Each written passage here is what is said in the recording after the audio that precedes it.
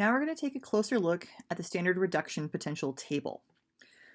This table actually has more interesting things on it, like giant arrows. You can see with the green arrow that there's an increasing strength as an oxidizing agent, and in the blue, the increasing strength as a reducing agent. Notice that these things require different parts of the reaction. That is, an oxidizing agent still needs to be able to take electrons. So looking at the very top reaction with fluorine, F2 counts as that oxidizing agent because it can still take electrons. That F minus that's on the right-hand side of the reaction is not an oxidizing agent. That F minus does not want another electron. So that F minus is not a good oxidizing agent. That F minus could be a reducing agent because it has electrons it can give. So just keep that in mind whenever you're looking at oxidizing agents and reducing agents. An oxidizing agent has to have the ability to take more electrons. A reducing agent has to have the ability to give them away.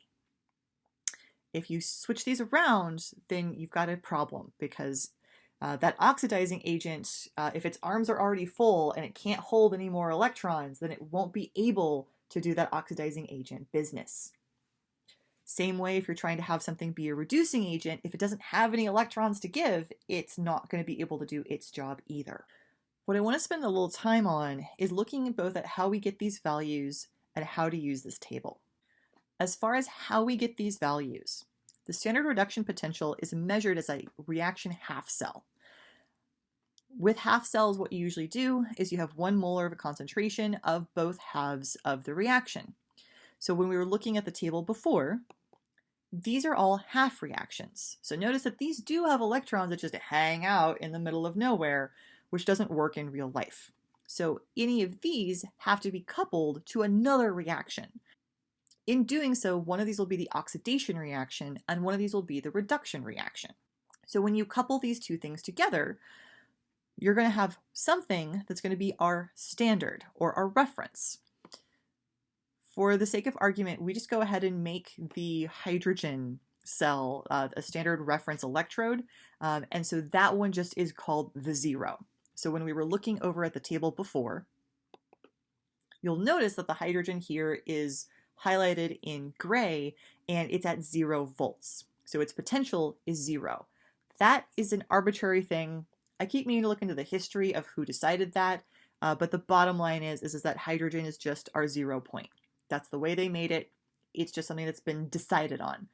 So you could theoretically have picked something different as a standard reference electrode, and then all of these numbers would change because all of these are just based on the difference between that reaction and hydrogen. So whenever we're looking at how you get these numbers that go into the table, everything is simply in reference to hydrogen. So then the question is, how do we get positive and negative numbers? If the number's negative, so basically all they're doing is using that potentiometer to measure the voltage. The nice thing with that potentiometer is it'll measure it no matter which way the electrons go. So if the electrons wind up flowing from whatever you're trying to measure to the reference electrode, then what that means is you're getting oxidation in the sample cell and you're getting reduction in the reference electrode. As the electrons are flowing from, in this case, that ethanol to acetaldehyde reaction to our hydrogen reaction, that means the hydrogen's receiving electrons. So since hydrogen is receiving electrons, that hydrogen is therefore going to be reduced. Hydrogen is gaining electrons. Those electrons have to come from somewhere, which means that the ethanol is losing electrons, and so that ethanol is therefore being oxidized. This is then what gives that negative voltage value. If, on the other hand, the electrons flow in the opposite direction, and hydrogen then gives electrons to the other reaction, you then would see a positive value. So in this case then, when we're looking at the reaction of fumarate to succinate, that then is gaining electrons, and it's gaining electrons from hydrogen.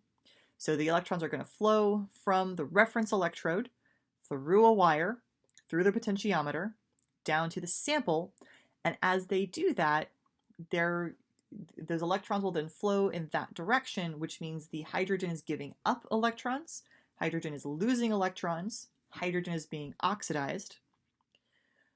Fumarate, therefore, is able to gain electrons. Fumarate is accepting electrons.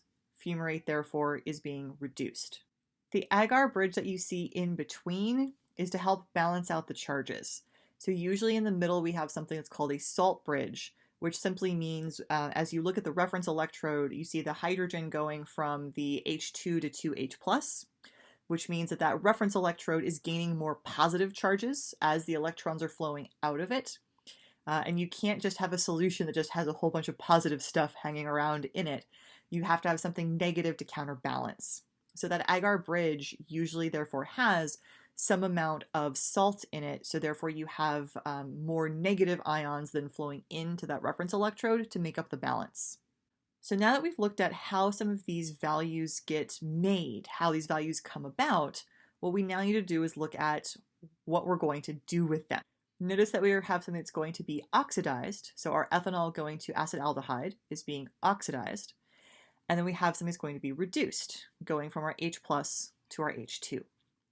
As that happens, we need to know how many electrons are being transferred. What we need to do for that is to look at our reactions. Now, luckily our H2 reaction actually is here, so we can see how many electrons you would need to reduce that H2. If we wanted the ethanol and acetaldehyde, we would need a different table, which we have. So this table, which is relatively large, then has more of those values that we need to figure out how many electrons would be transferred. We're going to take a closer look at this one in a little bit. But as we saw on previous slides, the ethanol to acetaldehyde reaction gives you negative 0.197 volts. Since it's negative, that means the ethanol is going to be more easily oxidized than hydrogen. Also means it's a better reducing agent. It's going to release electrons more easily. And that's going to help us predict the direction of the reaction. So therefore, if we wanted to know our change in our standard reduction potential, we could take the value of that hydrogen electrode, since that's going to be our reduction reaction, minus our oxidation reaction. We're going to keep that negative sign in there, so we are using subtraction. Then, since our oxidation reaction has a negative value, the overall change in standard reduction potential for this is positive 0.197. If we were to look at then the standard reduction potential from previous slides for that succinate fumarate couple, so again, we're just looking at this picture where we were looking at how these things come together. Since we're using the standard reference electrode, we know that that's 0, so that 0.031 is just from that fumarate succinate reaction. Because that value is positive, that means that the hydrogen is more easily oxidized than the succinate, so it's a better reducing agent.